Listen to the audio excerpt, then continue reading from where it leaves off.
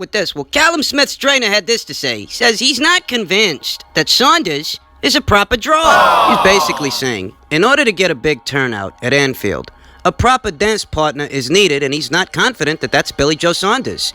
He's quoted as saying, it's an opportunity, and we will see what happens. But we don't want Anfield with just 10,000 there. We want Anfield with a proper dance partner. From what I hear about Billy Joe Saunders, he either wants to move back down to middleweight or get the Canelo fight. But I don't think Billy Joe Saunders would bring in 30 or 40,000. Just look at his last fight. We will just have to wait and see. But first and foremost, we have to take care of John Ryder. And he's in the form of his life. We haven't seen the best of Callum Smith yet. That's the frightening thing, said Gallagher. Against George Groves, I was really annoyed that he stopped him in the 7th round because he had so much more to show in terms of shot selection. Listen, he's still got huge potential, and hopefully John Ryder will be able to bring another skill set out of Callum for everyone to sit back and say, he's the real deal. We did testing last week, and everything is the best it's been. His weight is down. That tells you everything. That he won't take any challenge lightly. He's absolutely on it. It's the homecoming, and he won't let anything spoil that. Now, if you want my opinion, and you're here, so I'll assume that you do. Do you? I get the sense that Callum Smith and Gallagher, that they're dragging their feet. That's what they're doing. They're dragging their feet. Because, granted, Billy Joe Saunders is not a household name in the United Kingdom, but neither is Callum Smith. Okay. You know? I mean, neither one of these two guys have achieved the level of celebrity that an Anthony Joshua has. So turning your nose up at a fight with him on the premise that, well, you don't think he can draw 30,000 or 40,000 at Anfield, well, neither can you. I mean, who can you fight outside of a Billy Joe Saunders that would get you that kind of a turnout? Think about it. If you're going to turn your nose up at that fight, what's the alternative? There was talk some weeks and months ago that, you know, Callum Smith wanted to make a splash here stateside. Fight big American names. But think about it for a second, okay? If they don't know Callum Smith over here in America, and there really aren't that many big names, if any, in the super middleweight division, what exactly do you have in mind? What? Do you think that a Caleb Plant fight, for example, not that he could get that fight, because let's face reality, the political boundary lines that divide the sport of boxing are still there. There you are. Caleb Plant is a PBC fighter. David Benavidez is a PBC fighter. And it's just not likely that something could happen between a Matchroom guy and a PBC guy in that particular situation, okay? If you can't provide a financial incentive for them, then they're not going to look at you. And that's very much the case, whereas you're looking at them as some kind of a financial incentive, but that's what they're not. A Caleb Plant fight between Caleb Plant and Callum Smith here in America, it's a great fight. I'd love to see it as a hardcore boxing fan. But the reality of it is that you'd probably make more money fighting Billy Joe Saunders in the United Kingdom than fighting Caleb Plant in the United States. That's the truth of it. And the same applies to a David Benavidez. These aren't money guys yet. They're not cash guys. So you can't turn your nose up at Saunders as if those are more lucrative alternatives. And yet, weeks and months ago, there was that kind of talk that Callum wants big names in the United States. But who? You know? You trying to fight? Think about this Billy Joe Saunders fight. That is a fight that is a feasible fight. It's entirely possible. It can be built up into a solid domestic pay-per-view that would satisfy the financial requisites and wants of both Billy Joe Saunders and Callum Smith. And yet, time and time again, you get the sense, or at least I do, that Gallagher and Smith ain't crazy about that fight. Maybe they feel that Billy is more trouble than he's worth. Maybe they look at him as a formidable guy, in spite of what they let on. Maybe they look at him as formidable, but not worth the trouble. That you're not a big name. You're not going to get me but so much money. I mean, that really does seem to be the explanation. But I'll tell you that, you know, in all likelihood, you'd make more money fighting Billy on a pay-per-view than you would fighting either Caleb Plant or David Benavidez. Now, Daniel Jacobs is supposed to be moving into the super middleweight division with his upcoming fight against Julio Cesar Chavez. I could see Daniel Jacobs challenging Callum Smith for his 2 belts if he is victorious in that fight. However, I will say that even the name of Daniel Jacobs here in America, it's a known name because he fought Golovkin, because he fought Canelo. It is a name that is known, but I'm not convinced that fight would get you more attention here in America than a Saunders fight could get you over there in the United Kingdom. And it's because when it comes to Saunders, when it comes to Smith, and I've said this before, whatever fans they do have, whatever following they do have, however big or small it is, both of those sets of fans are on the same side of the Atlantic Ocean. That's more people that would turn up to the fight. That's more people that would purchase the fight right there in the United Kingdom.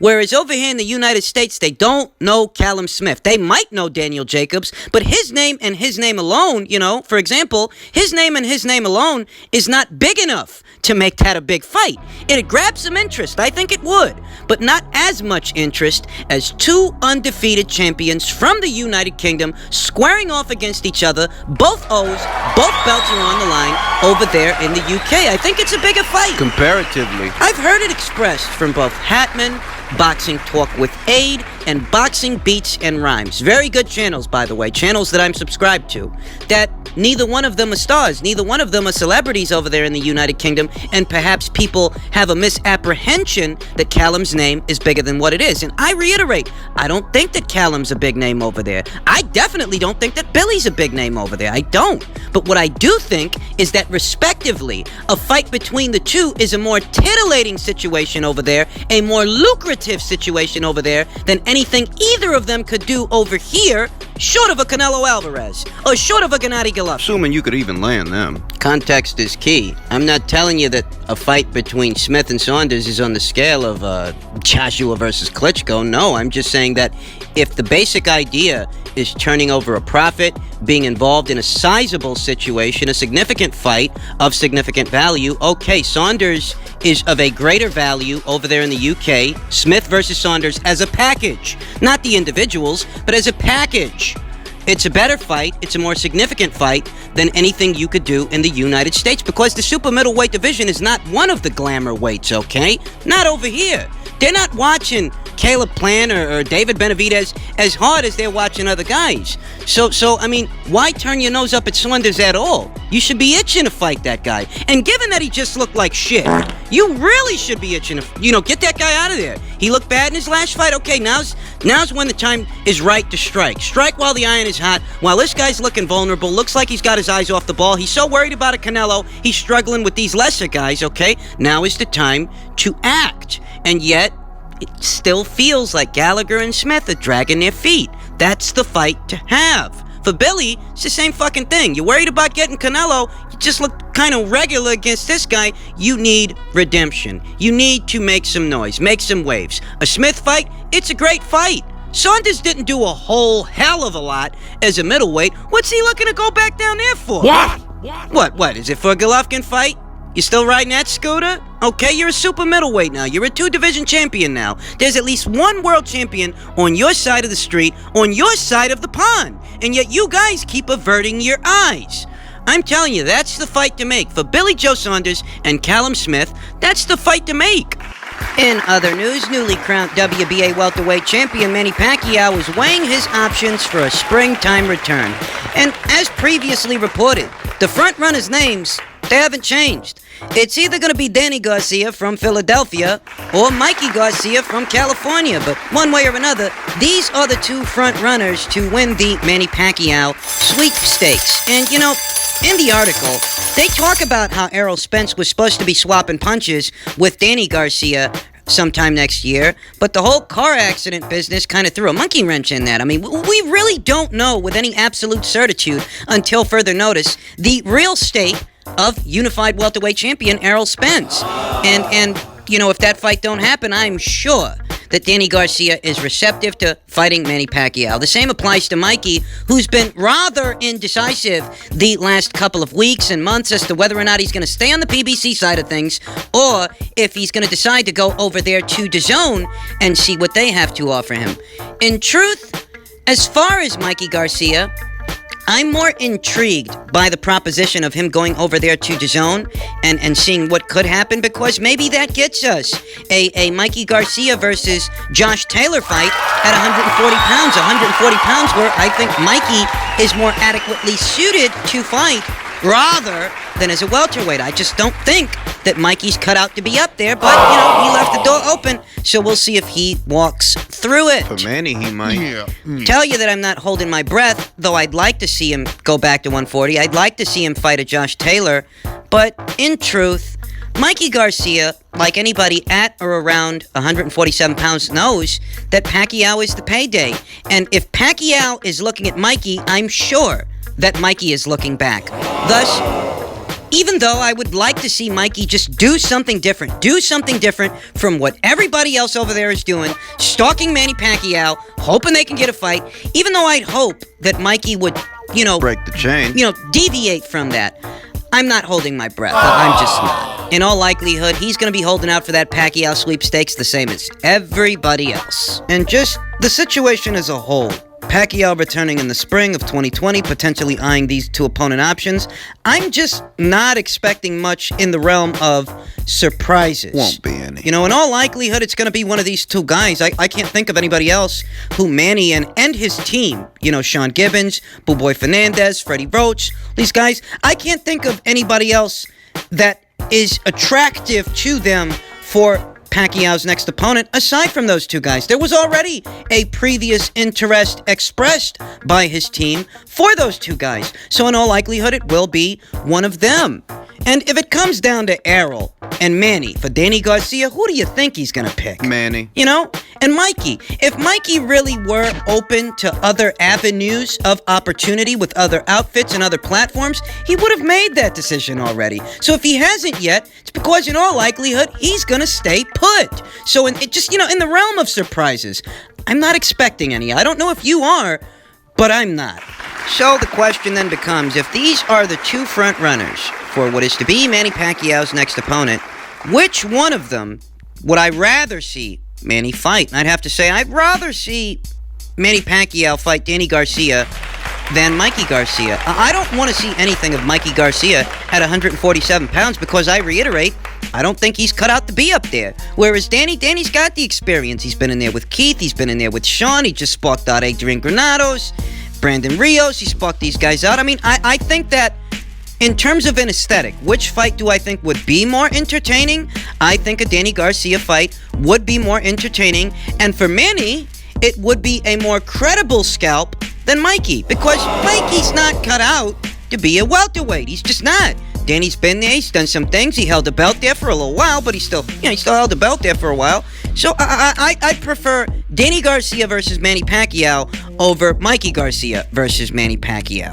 I think stylistically, given Danny Garcia's counterpunching abilities, the fact that he's got some respectable power, And the chin. perhaps underrated for the weight, because you don't just see guys walking in on him, just trying to walk him down and bruise him. He can get some respect. Danny can. I think that fight, given Danny's attributes as a fighter and Manny's come forward with aggression, I think it makes for a more entertaining fight than what we'd see from Mikey, because Mikey's not cut out to be up there. So I guess I'm holding out hope Not really. in some capacity for Danny Garcia versus Manny Pacquiao, because I just think it's a better fight than Mikey versus Manny. I really have no interest, no desire to see Mikey Garcia fight Manny Pacquiao. I mean, from the time he lost to Errol Spence all those months ago, In March. back in, I don't know, what was it, March? Mikey hasn't been in action. That's going to be his only fight for the entire year of 2019. You do realize that, right? We're in mid-November right now, going into December. The year is all but over. And Mikey Garcia hasn't fought anybody since losing to Errol Spence. So what warrants him fighting Manny Pacquiao thereafter? You lose the Spence fight on pay-per-view so that you can land the Manny Pacquiao fight on pay-per-view? The fuck? That doesn't make a lot of sense. And what you showed as a welterweight, it wasn't particularly entertaining, at least not to me. Errol's fanboys, they might have had to change their underwear over it. But what I saw was what I thought I was going to see. This guy don't belong up there. I just thought Errol could stop a lightweight that moved up to welterweight. Apparently he couldn't. I thought better of him than that, but, hey, Fuck it. life's full of surprises. Though in this instance, I don't think there are going to be very many surprises. I think it is going to come down to Danny and Mikey. And if it's got to be one of those two guys, I'd rather it be Danny, because Danny's more cut out to be a welterweight, because he's already done some business there. Good counterpunching, good chin. for taking the punishment. Because Manny, he might not be as fast as he used to be, and he may not be the same kind of volume puncher that he used to be, but he still hits hard.